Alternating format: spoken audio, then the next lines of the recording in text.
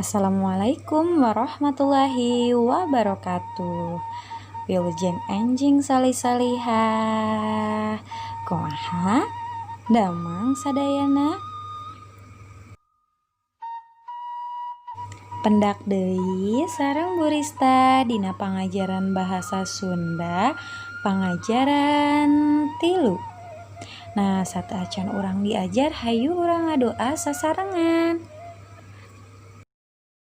Bismillahirrahmanirrahim.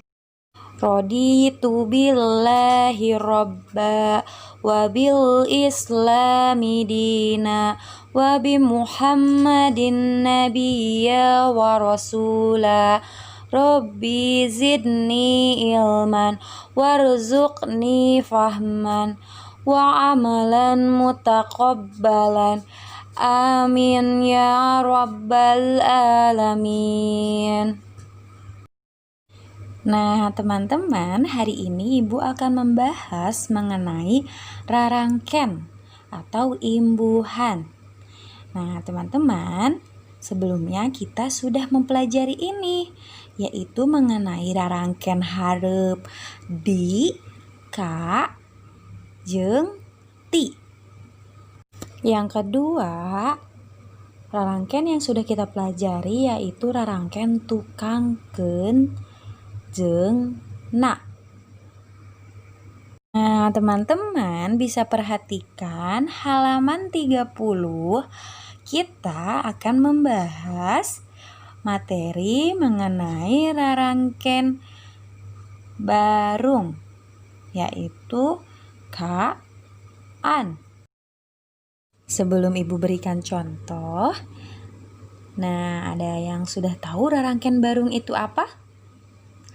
Rarangken barung artinya kata yang diberi imbuhan, awalan dan akhiran, seperti rarangken barung kaan.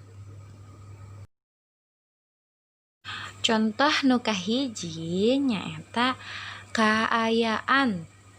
Teman-teman tiasa ditingali halaman 30. Kaayaan didinya tiasa ditingali, dapat kalian lihat kata dasarnya yaitu aya. Dari kaayaan itu kata dasarnya aya. Rarangken barungnya yaitu kaan. Sudah mengerti teman-teman? Nah, teman-teman, jika sudah mengerti, kita lanjut ke contoh nomor 2, yaitu katindihan. Katindihan kata dasarna nyaeta tindih. Rarangken barungna nyaeta kaan.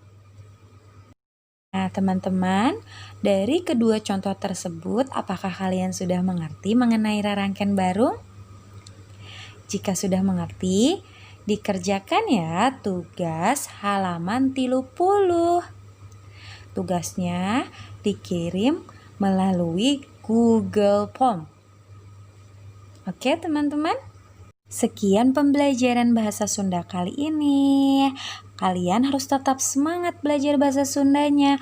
Walaupun kalian bukan asli orang Sunda, kalian tempat tinggalnya di daerah Sunda, yaitu di Jawa Barat, yang menggunakan bahasa daerah bahasa Sunda. Jadi, kalian harus belajar. Oke? Tetap semangat ya.